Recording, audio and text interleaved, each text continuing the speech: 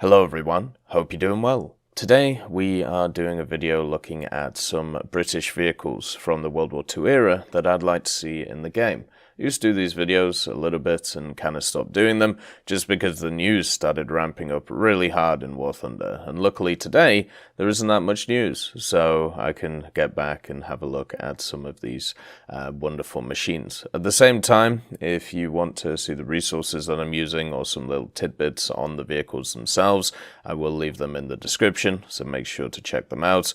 And, well, let's get into it. We got some weird designs, we got some wonky designs, and we got some ones which really shouldn't have worked, but somehow did. The first one is a classic, and one which I think would be an amazing event vehicle, but also one which isn't just by itself in its general design, which we'll get into later. Of course, it is the Boulton Paul Defiant. Now, if you don't know what the Boulton Paul Defiant is, it's one of those machines which is characterized by the fact that its main armament is a quad set of 303s on the back of it in a little turret, and this was kind of a radical idea at the time compared to what you saw from many other vehicles, and it did actually work for a period of time, which is something that you don't normally see.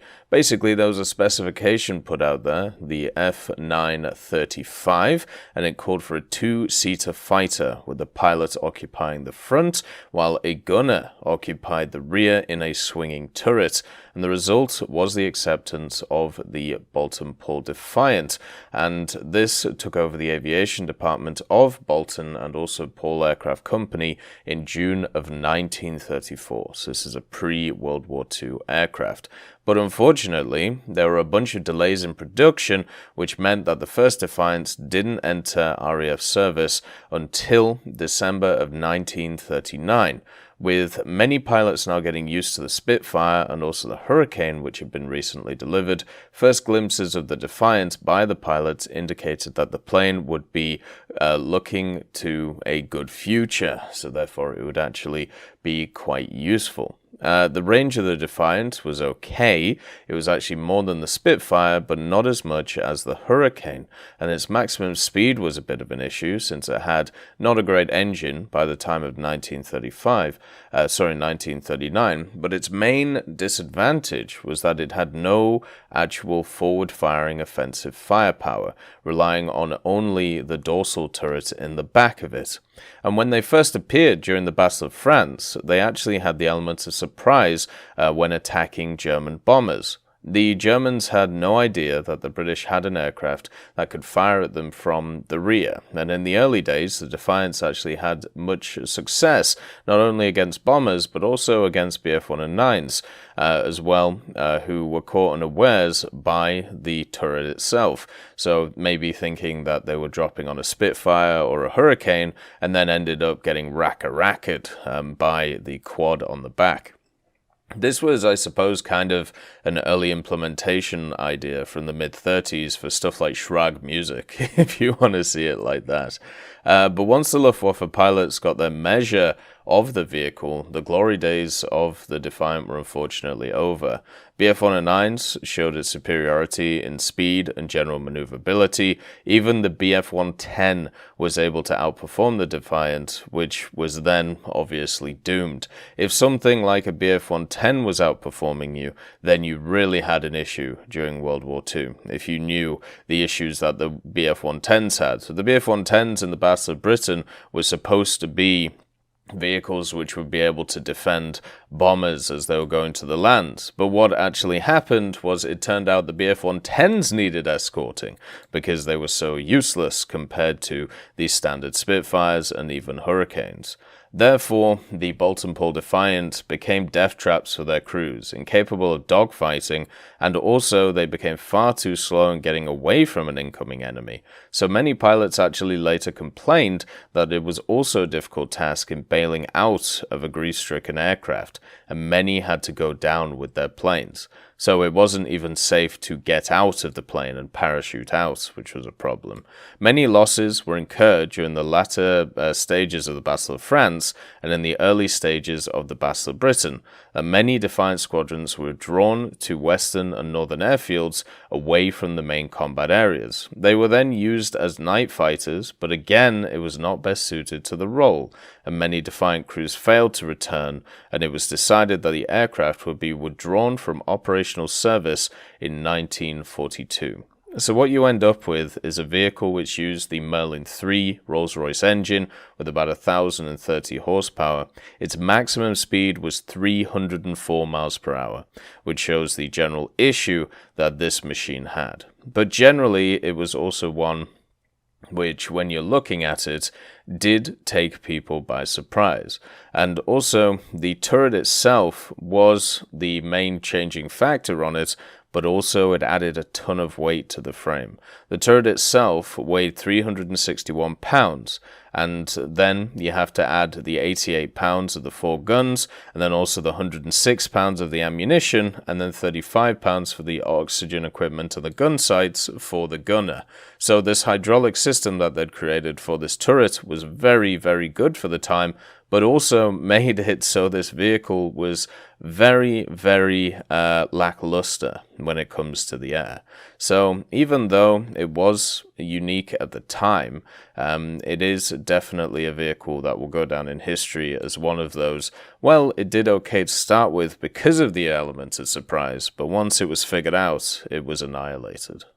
The plane that I'm very surprised has not come to War Thunder is the Armstrong Whitworth Whitley. This machine was a pencil bomber, if you want to put it like that, and it was a pre-World War II aircraft, and used quite a lot actually in the early stages of the war, before a lot of the bomber squadrons switched over to Halifaxes and also Lancasters.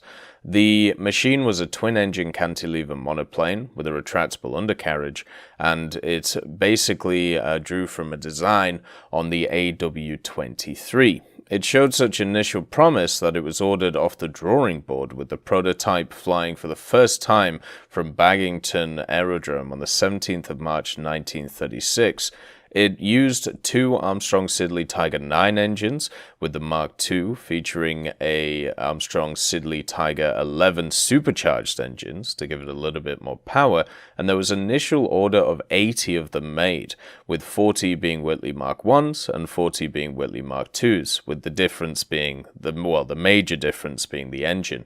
And after the first 34 aircraft had left the production line, the uprated supercharged Armstrong Siddeley Tiger 8 engines were fitted as standard on all of the Marks, and the Whitley was already in service with the RAF at the outbreak of World War II, and is probably the most important of the Whitworth designs to see operational service. I would definitely agree with that. It participated in the first bombing raid of the conflict in September of 1939, and was only superseded in the role by the introduction of the heavies, such as the Lancaster and also the Halifax. The Whitley was used in widespread leaflet raids as well, and also night bomber operations over Germany during the first half of the Second World War. This was because of its great longevity in the air, with its very good fuel load that it could carry.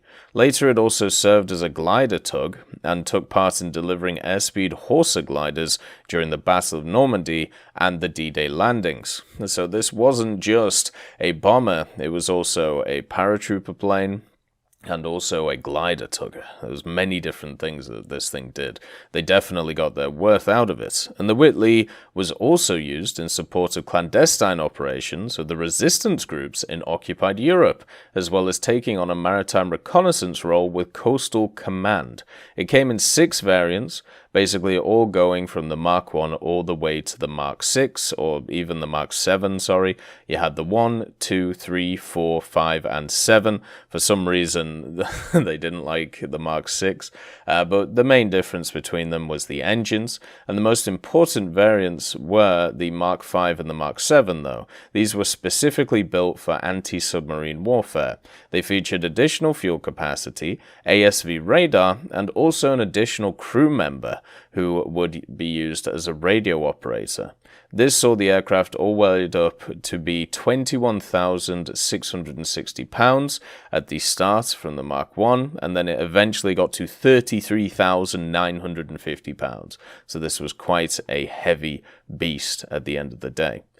As a bomber, it usually had a 5-man crew made up of the pilot, navigator, nose gunner, bomb aimer, and wireless operator, and also rear gunner, and it took part in many night operations over Germany, but it was gradually withdrawn as more 4-engine bombers became available. The last Bomber Command raid with the Whitley took place in April of 1942, although some training aircraft took part in the 1,000 bomber raid on Cologne on May 1942.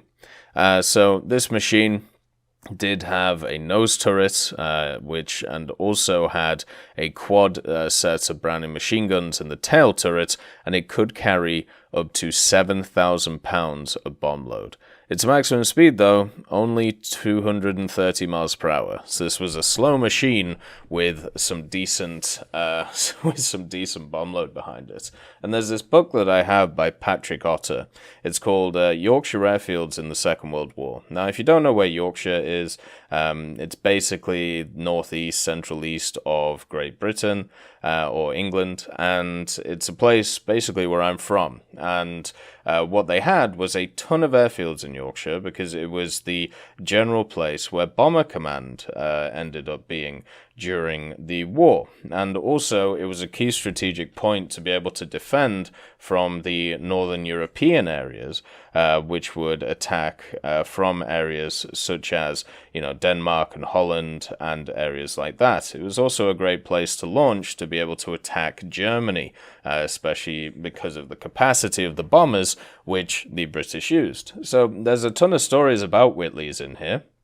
And one of them is from Dishforth. Basically, the way that the book is set up is it talks about each of the airfields, the squadrons which they were part of, and I'll probably do some readings from it in the future. But basically, to start with, when it comes to it, Dishforth's pre-war squadrons, 10 and 78, were both equipped with Whitleys in September of 1939.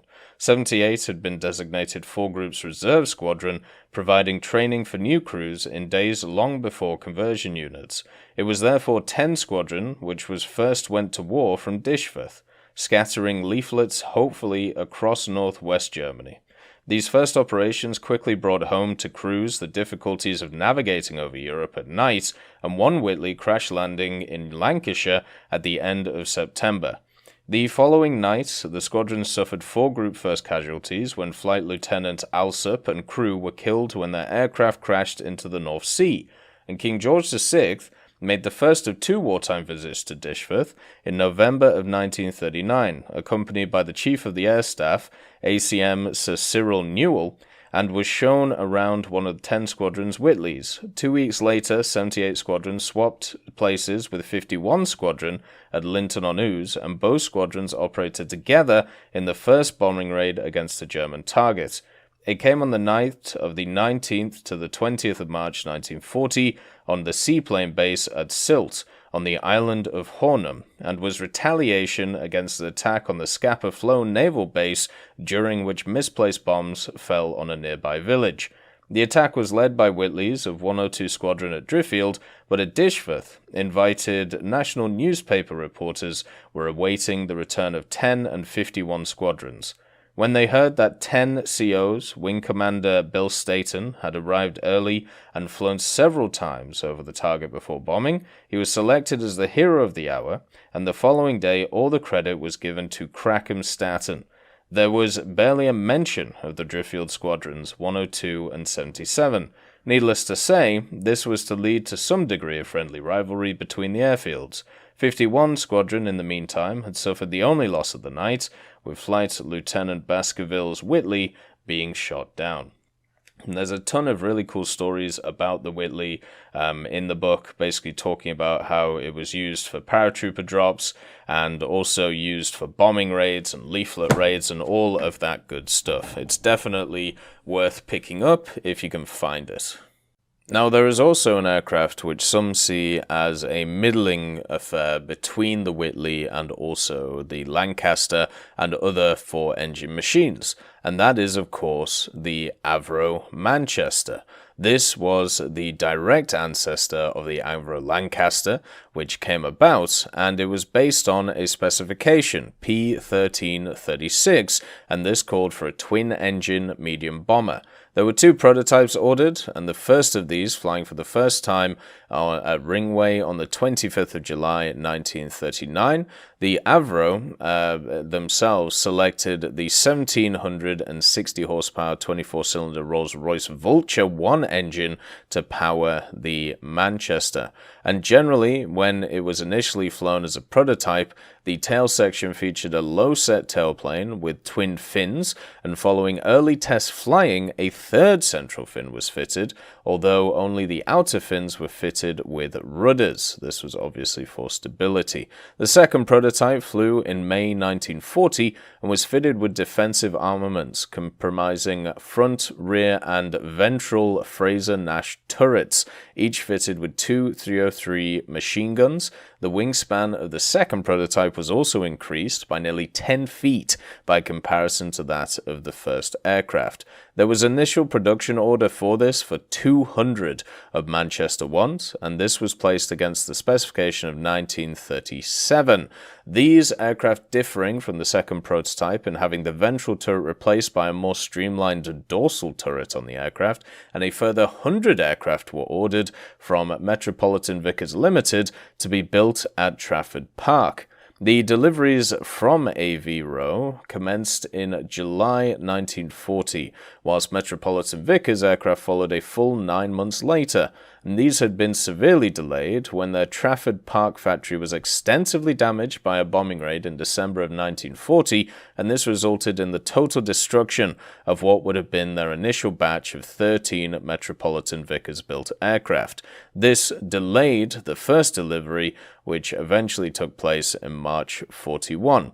And production of the Manchester was curtailed, however, due to the main issue of poor reliability of the type on operations. This was decided upon due to the forecast promise of a much superior performance expected from the four-engine Merlin-powered Avro Lancaster. So, unfortunately, this thing became kind of a stopgap vehicle. The first unit to operate the Avro Manchester, however, was 207 Squadron, with the first operational sortie being flown on the 24th of February 1941. The Rolls-Royce Vulture engine suffered frequent failures, but by then the engine manufacturer had directed all of their attention to the progressive development of the Merlin engine, rather than diverted resources to the troublesome Forerunner. So you basically had a bunch of aircraft which were built which had very dodgy engines in them, and the crews were just told to try and deal with it. Later production aircraft can be recognized by a modified empennage and by the tailplane span being increased to 33 feet. The outer tail fins were also increased in height and made more elliptical in shape, whilst most obvious of all was the central fin being removed. Additionally, a 4-gun rear turret was also adopted on this mark, and in this form, the type was designated the Avro 679 Manchester 1A. All Avro Manchester 1 aircraft were progressively modified to Manchester 1A standard, but the Manchester was withdrawn from operations in mid-42, following which it was a trainer to convert crews to the Lancaster. The Manchester was retired from service in 1943. And because of the four-engine development, not just of the Lancaster and the Halifax, the Manchester always is kind of forgotten when we have a look at British bombers in general. And I don't think it should be, because of the fact that it did serve, it did have a decent place, and many of them were built and used. This machine, with a 7-man crew and also all of the guns we talked about, could go a maximum speed of 265 miles per hour, and also at the same time could carry up to 10,350 pounds of bombs. And just to show that the turreted idea along the lines of the Boulton Defiant was not a one-off, there's actually a few vehicles which kind of adopted the design as well. You had the Blackburn B25 Roc, which we'll be starting talking about now, but also you have the Hawker Hotspur, which was the vehicle that lost out to the Boulton Defiant. Imagine losing out to the Boulton Defiant. That must have really stung. Anyway, the Blackburn B25 Roc was a turret-equipped fighter which was intended for shipboard operations. The machine was in the Second World War Fleet Air Arm. It was seen as a fighter and closely related to the Skua, if you know what that is, because the Skua is a wonderful little aircraft as well. They were actually developed and derived in parallel from each other, which is pretty important. It is a two-seat, low-wing cantilever monoplane, which was designed by Blackburn Aircraft Company against the specification .3035. This called for a carrier-based turret-armed fighter, and it was broadly a naval equivalent to the Boulton Defiant, which had seen limited success with the Royal Air Force. And compared with the Skua, a number of structural changes were incorporated, including an increase in the mid-fuselage to accommodate the Boulton power-driven gun turret with its quad set of 303 Browning machine guns. Critically, unlike the Boulton Defiant, there was no fixed forward-firing armament on this machine, so once again, it was very much just the turret, and that was it. Power was supplied by a Bristol Perseus radial engine driving a 3-blade propeller, whilst other changes included the introduction of a dihedral to the outer wing panels, which resulted in the deletion of the upturned wingtips that had been used on the Blackburn B-24 Skua. Fittings were also provided as standards to allow for the aircraft to be operated as a seaplane, although relatively few aircraft were ever used in this configuration. The gun turret could rotate 360 degrees, with firing cutoffs being used to protect the propeller arc and the tail unit. The fuselage fairing aft of the turret was automatically retracted as the turret guns traversed a rear center line. What is also interesting about this vehicle is it could actually carry bombs as well. So a 250-pound bomb could be carried under the wing center section, with provisions to carry 4 practice bombs under the wings, and like the Skua, and wing-mounted die brakes flaps were also fitted on the vehicle itself. A single production order of 136 aircraft were placed. This was subcontracted to Boulton at Wolverhampton due to Blackburn workload in respect to Blackburn B-24 Skuas and the Botha production, which was going on at the same time. There was no specific prototype, and the first aircraft was to fly on the 23rd of December 1938, and as the aircraft was also intended to operate as a twin float seaplane, 2 aircraft were sent to Blackburn's Dumbarton factory to be converted to float operation. The land plane wheel wells were provided with waterproof covers, and water rudders were added to the rear of the 2 floats, and these were controlled pneumatically from the aircraft's standard differential braking system, which is actually a pretty cool way of doing things. And the trials were conducted in November of 1939, and early results showed that it was directionally unstable in this configuration, and this was obviously with the float. One example actually crashing just after takeoff on the 3rd of December 1939. There was also a further aircraft which was subsequently fit with a larger fin beneath the tailplane, whilst another was flown as a seaplane, and in March of 1942, one aircraft was recorded as operating with floats and a target towing winch in place of its gun turret. The Roc was flown by squadrons including the 800, 801, 803 during 1939 and 1940. It was initially with patrols over the North Sea, operating from the Royal Naval Air Station at Hatson, and the type operated briefly in small numbers from the aircraft carrier the HMS Ark Royal. during the Norwegian campaign of 1940. An 801 squadron brought 3 of the turret fighters aboard, along with the Blackburn B-24 skuas, although they were little used due to their low performance and poorer endurance. The Rocs also took part in operations from airfields on the south coast of England during the Dunkirk evacuations, and it was during this period that the type scored its first and only air-to-air kill. It shot down a Ju-88 over Ostend. And a long-standing myth has arisen that the Roc never flew in combat or ever landed on an aircraft carrier. This has occurred in the main due to it being stated in a number of older published sources. However, both assertions are incorrect, as more recent books on the fleet air arm, such as those by David Hobbs, Peter C. Smith, and also Matthew Willis, make clear that this did happen. Even though this is true, the type's poor performance and lack of forward-firing armament meant that it was not effective in air combat, and subsequently the Blackburn Roc saw only a few months of actual operational service.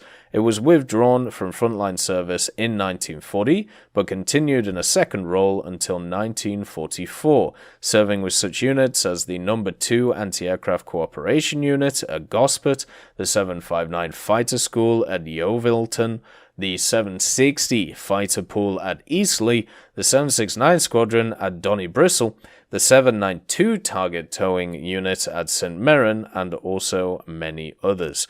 So this machine had a maximum speed of 223 miles per hour, mainly down to once again using the Bristol Perseus 7 engine with only 890 horsepower, could carry a 250-pound bomb, and also had the quad on the back, which I think would make it very fun. The next aircraft is very similar in a way to the Blackburn Roc in the way that it's remembered. Everyone remembers the Blackburn Skua, but not many people remember the Roc, whereas many people remember the Typhoon aircraft, but not many people remember the Hawker Tornado. The Hawker Tornado was a single-seat fighter monoplane which was built by Hawker during the period preceding World War II. Fighter aircraft development had been moving at such a pace during the late 30s in Britain that Hawker's chief designer Sidney Cam had already started on the development of a replacement for the Hurricane before it had even entered RAF service, and Cam had envisioned an interceptor roughly the same size as the Hurricane, but with twice the power of its Merlin power plant. Both Napier and also Rolls-Royce were making progress with their latest 24-cylinder engines, and Napier with the sleeve valve Sabre offering some 2,000 horsepower, and Rolls-Royce with the unorthodox single crankshaft X24 Vulture, which had 1,750 horsepower. Hawker Aircraft, as insurance against the failure of either engine, submitted 2 designs to the Air Ministry for a specification of F-1837, which was issued in early 1938. It was looking for a high-speed single-seat fighter, and one design featured the Sabre, which was known as the N-type, and the other one used the Vulture, which was the R-type. A contract was issued shortly thereafter, authorizing the production of 4 prototypes, 2 N-types and 2 R-types, and construction commenced at Hawker Kingston's factory in March of 1938. It was all-metal construction with light alloy skin, and the 2 types were of identical designs, with the exception of the engine and also its appropriate mounting. The R-type, which would be soon named the Tornado, initially incorporated its radiator in a large bath-type structure beneath the fuselage, midway between the wings, just like the Hawker Hurricane has it. Its wings were set 3 inches lower than those of its Sabre engine sibling, as the Vulture could not be mounted over the wing spar connecting structure. The Hawker Tornado prototype was fitted with a Vulture 2 engine and moved by road from Kingston to Hawker's new factory at Langley for testing, and it was at Langley that the aircraft made its maiden flight in the hands of Hawker test pilot Philip Lucas on the 6th of October 1939. Subsequent flight tests showed a great deal of promise for the machine, and the mid-fuselage radiator caused adverse airflow conditions, and so it was relocated under the aircraft's nose to create a chin intake, similar to those used on the Hawker Typhoon, which was the N-type, which is the one that everyone remembers, which first flew in February of 1940. The Air Ministry was sufficiently impressed with both versions to issue an instruction to proceed on the construction of 1,000 aircraft, and with the Vulture's single crankshaft arrangement, making the Hawker Tornado lighter than the Typhoon, its performance was deemed slightly superior, and the production order stipulated 500 Tornadoes and 250 Typhoons, with the balance to be decided once production examples had been compared. With Hawker Hurricane production now in full flow at Hawker, it was decided that Avro would establish a Tornado production line at Yeadon near Leeds, with the Hawker Typhoons being built by Gloucester at Hucklecott. With war clouds gathering in Europe, however, production of the Hawker Tornado and Typhoon was postponed in order to concentrate on building Hurricanes. This may have been a blessing in disguise, as the Typhoon prototype suffered a massive airframe failure in May of 1940, necessitating a repair and modification program on both types.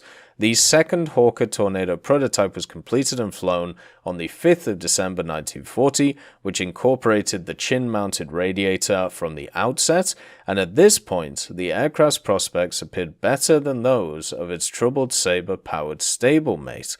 Although the Hawker Tornado apparently suffered few more problems with its Vulture power plant, the same could not be said for Avro's twin-engine Manchester bomber, which also used the Rolls-Royce engine, and which experienced numerous engine-related problems in RAF service.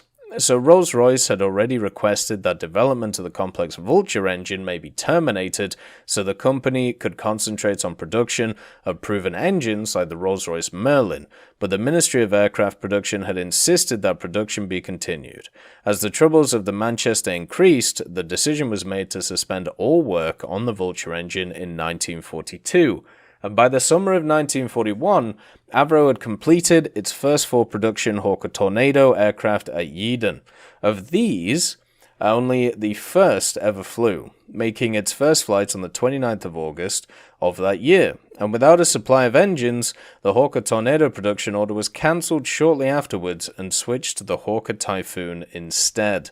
And before the contract was cancelled, however, a third prototype was completed, which was constructed using surplus wings and fuselage components and fitted with an example of Bristol's powerful brand new 18-cylinder Centaurus sleeve-valved radial engine of 2,210 horsepower.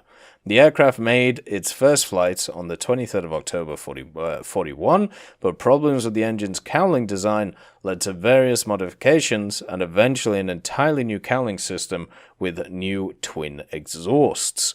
And despite the third prototype reaching speeds of more than 400 miles per hour at 18,000 feet with the Centaurus engine, its wing was too thick to capitalize on the engine's increased power.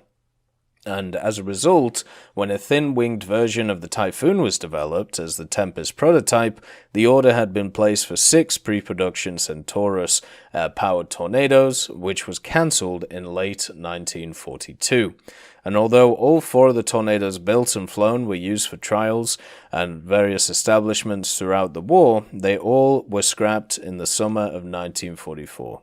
The Tornado did, however, leave a legacy in the development of Hawker's next generation of radial engine fighters, which would see service for the next 2 decades. So this machine unfortunately lost out because of a very temperamental engine, but not on it really itself, on other aircraft that were around the place. This thing had the same armament as the Typhoon that you know, so it has access to 12 303 Browning machine guns in the wings, and obviously one of the pilots. Then it could have either of the engines, the Vulture or the Centaurus. It was actually lighter with the Centaurus engine, so it had more power and also lighter, making it a formidable machine. So this could easily be 2 variants we see in the game of a popular aircraft which was slightly different from the standard Typhoon.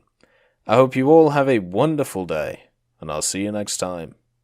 I'd just like to thank Professor X 1718, Orange Tail, Sakoshi Tiger, BRFC 15, Teddy, John Ryman, Universe A, Eugens Terry, Ambrosius McClellan, Daniel Stanton, Martinez, B. Young, and then Kyle Kin, Barine, Lafouche, and also Samuel Slick for supporting the channel.